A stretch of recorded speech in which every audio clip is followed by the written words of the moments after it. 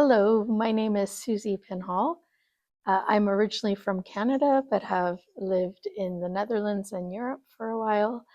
I'm one of the early childhood education lecturers here at ITEps in Meppel. Well, we also have another participant. This is Charles. This is our assistant mascot and resident cuddly toy of ECE. My name is Natalie Shaw. I'm a lecturer also here. We work together in early childhood education. I did my teaching degree in England, and then I worked in Asia for a while, in Germany, before coming here about 8 years ago. And I've been a member of the ECE team ever since the elective existed. Something important to note about the ECE, Early Childhood Education elective, is that it's comprised of 4 modules. The first one is centered around ideas about children and childhoods. We really take time to unpack some of the ideas and associations we have about children and how these have changed over time and how these differ within different cultural contexts. So we really unpack about how we view children, the expectations we have for children, and how these relate to us being teachers in classrooms, and looking at how we design our learning environments so that they facilitate the thinkers that we want to have in the future. So these are the ideas that we connect in the first module. Then we continue with the second, which is called learning environments and play. I think the connection is quite nice with learning environments. So we continue by thinking, okay, how do the environments that we provide support children in different ways? And we really hone in on the idea of play, which seems like something everybody's done. And that makes it really complicated because everybody thinks, oh, I know what play is. But we very much unpack it in terms of different theoretical angles, different viewpoints. Not to say the students have to choose one, but to say it's almost like we can put on different glasses and look at issues such as weapon play or superhero play that's often seen as disruptive or not wanted. And we consider also especially critical perspectives of how is play framed not so innocent? How does it become colored by ideas about gender, for example, that are sometimes problematic? And we create a play assignment at the end, which is really practical. So the students are offering a play environment. This year we were at the GSW and we did it in situ, responding to needs of the children and the teachers. So we built mud kitchens in the forest and different play offerings that the children got to try out. So they helped us make the assessment. And they were hugely successful.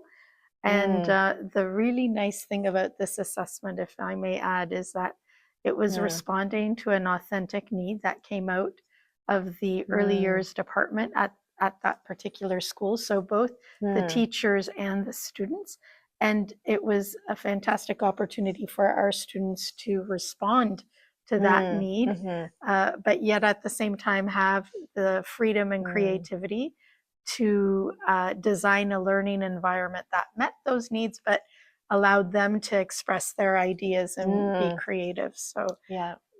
And the school was incredibly grateful for the offerings because they got to keep many of the things that were created, the tools that were created, the learning spaces that were created. So that was and we were the lucky ones who got to be there. We couldn't have 27 students with us. It would have overwhelmed the children and precluded that free exploration. But we brought back quotes and photographs and tales of how that day went. So the students had a second-hand experience of how the children interacted. So then we go to Module 3. Module 3 is focused on pedagogy, curriculum, and assessment. And this is really the time that we unpack the values and the features of different curricula and pedagogical approaches. So, and we explore ones that are hugely popular in early childhood. For example, Waldorf, Reggio Emilia, Montessori. So during this module, we learn about these different pedagogies and also other curricula in international education like PYP, IPC, even the UK national curriculum we look at, and we really focus on the early years aspect of the curriculum and look at how the developmental domains are addressed in these different contexts. So our students really have the opportunity to see which pedagogy and curriculum speaks to them most. So during this module, this is when you hear students say, you know, I think I was really born to be a Waldorf teacher, or, oh my goodness, Reggio is going to a Reggio school would be my absolute dream, or things like that. So students have the opportunity to become familiar with these pedagogies, but then have the time to reflect and see which one align with their own personal and professional values. Oh, and they also learn the important relationship and role between assessment and planning and what this looks like in an early childhood context. We do a collaboration with science and technology. So what tends to happen is our ECE students go into the science and technology lab. They're given a tour and an opportunity to learn about science and tech resources, STEAM resources that can be used in an early childhood context. We also develop a collaboration with the students in the science and technology cohort where they then plan activities, science and tech activities for early childhood students. Our students provide the early childhood expertise in this collaboration, and then it results in a science day in January. This year it'll be in January, where we have early childhood students, children coming from local schools in Meppel. The last module, we always say we come full circle. So we started with the idea, what are children, what different childhoods do we have? And the link with that is to say the professionals we are, we aspire to be, link with how we see childhood. That defines also our task, where we see what are we actually going to do here. So we look at professional standards in quite a critical way, but also practical way. We look at head, hands, and heart, so the Pestalozzi idea of the knowledge, the values, the practices. We try and resurrect and bring into this space people who we've looked up or we remember as fantastic educators. What do they bring in that way? And we look at working with families and creating role plays of impossible situations in ECE, setting the scene for conversations with parents, really working together. We look at decolonizing early childhoods. What does it mean for me as a practitioner? Democratic practice. We do a deep dive with a cohort into children's rights instruments. So beyond knowing that they exist, but really what are they? What's the concluding observation? What's different commentaries on the CRC. We look at bereavement and how to support families. So really all kinds of aspects. And we end, of course, with transitions. So looking at how do we bring children into our ECE spaces, and how do we very gently and with a lot of support provide the way into the next step. And we try to live that, and we're going to design a transition routine which has involved many crazy things in the past. But it's the students' choice what they would like to do as well. Another element about ECE is the atelier aspect, which is a day that's reserved for very practical, hands-on activities that are usually found in early childhood, in a truly early childhood context. So I think Wednesday there was a session on making your own Play-Doh and fine motor skill development, and these are usually really messy but a lot of fun. This semester was the physical education and early childhood project. We had prior always the question of how do we teach PE? It's the absolute, it's a fantastic subject, but it can also carry a lot of trepidation of how am I going to contain this in this big space, and what if the children go wild? It's good that they go wild, but we want it to be happening safely. So we collaborated with the local school and our former PE lecturer here, who is still connected. So he brought us in, and we taught every Wednesday their early childhood classes in PE. So they got extra PE, and our students got the practice of how to guide PE for young children. And they got the presence of a fantastic lecturer who's got 50 years of experience of teaching young children in PE, so we benefited from that connection as well. Another important element to bring up is the Genius Hour project, and that is where students have the freedom and the opportunity to pursue a passion project, where they have time to research and learn about the given topic, the chosen topic. They then have to think about creating or designing a product that could be used in an early childhood context. There's so many topics under the sun. Like this year we have sign language, bringing sign language into the classroom, crocheting, illustrating, bilingual books. We have books about religion, and someone who's learning a language, but she's using that to frame exploration of festivals of light in different religions. Very nice. Through a book. There's also someone's designing a virtual reality experience to be used in early childhood. So yes, there's complete freedom in choosing what you'd like to do. And it ends in a Genius Hour fair where students can showcase their products and their designs with peers, but also other people from ITEps and the IT community are invited to attend. And that's another one of the assessments that we have. So, and our last one, so the one that concludes, is in January, which we call the professional group discussion. So students form groups.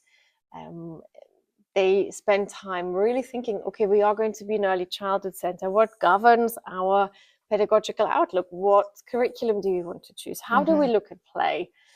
If we're saying we're a democratic space, what does it mean for the way we're going to relate to parents, to other institutions outside of our center?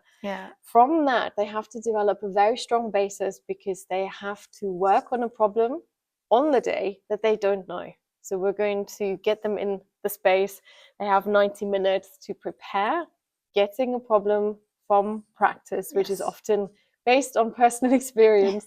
And they can choose a range of methods that we also work on that are very practical. How do I organize a meeting that is more than just sitting around the table talking? How can I use methods to structure thinking, to bring everybody's voices into a space and to shape a path towards not a solution, but a recommendation of how to go further. And we get to watch it.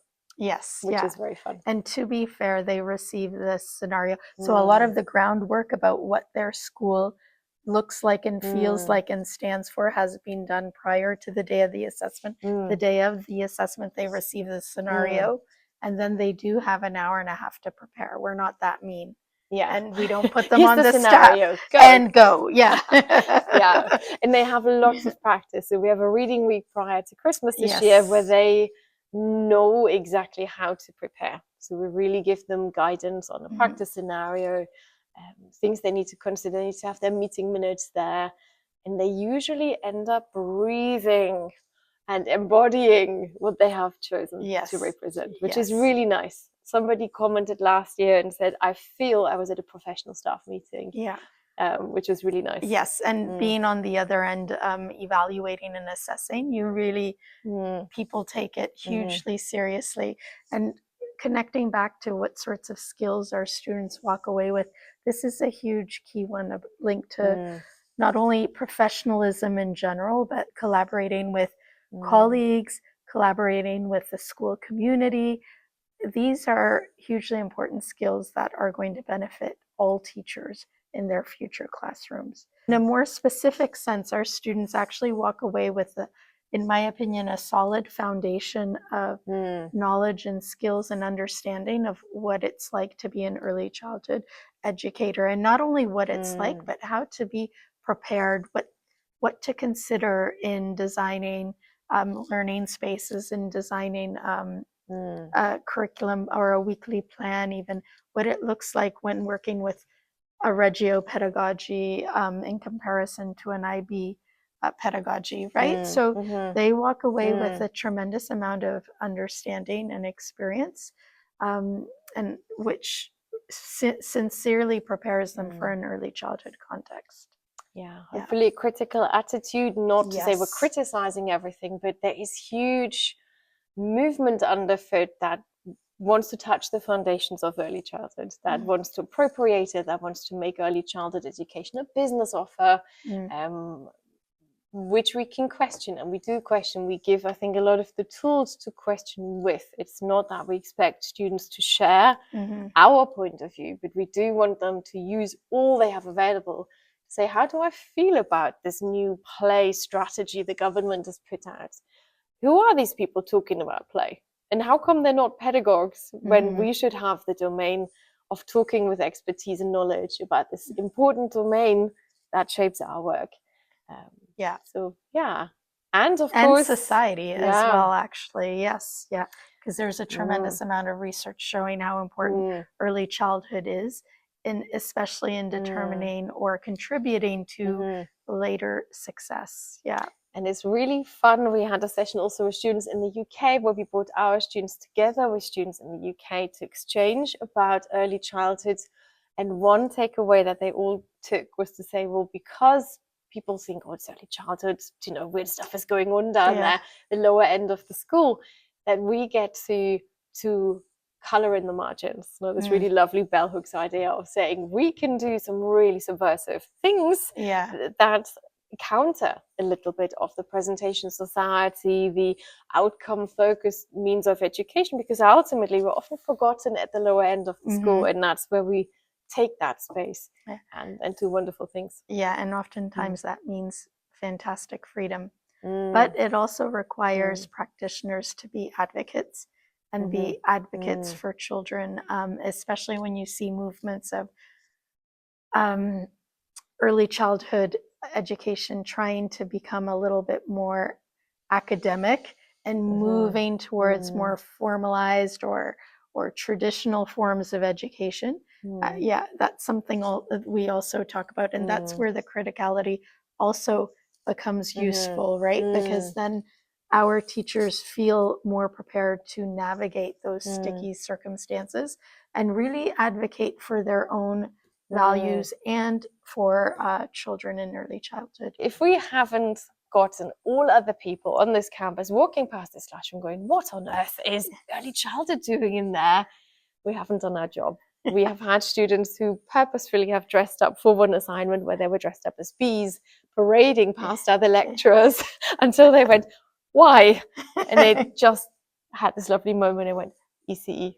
So we do try and bring the fun and the exploration in there and feel we should be the place where you can be silly, you can be open, and you get to try, because that's what we're ideally we spread it out throughout the campus, right? So hopefully people feel that they have the liberty to be creative and silly in their classes and electives too. I think so. You want to say something? Do you want to tell Susie too? He says he agrees. Thanks, Charles. I think Charles would like to see you in the elective soon. See you soon. Bye.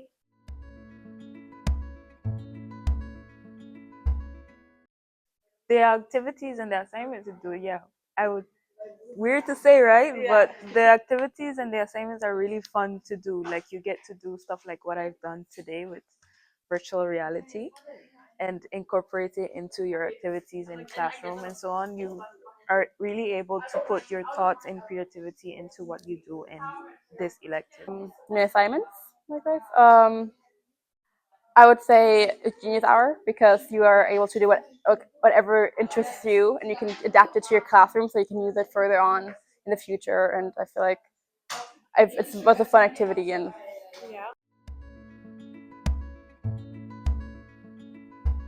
Genius Hour. I personally did a story stack, so I created crocheted the main characters of the books, and then created little activities that you can use in a classroom, in an EC classroom setting. I think my favorite assignment was the one where we got to create a mud kitchen for a primary school in Groningen. So me, along with two other group members, got to create a mud kitchen based on a storybook, and we got to go to the primary school itself and set it up for the kids. The only thing we couldn't see was, or be there for them, like to see how they interacted with it, but the feedback was really good. It was really fun and cool to decorate a mud kitchen for kids and all the props and everything.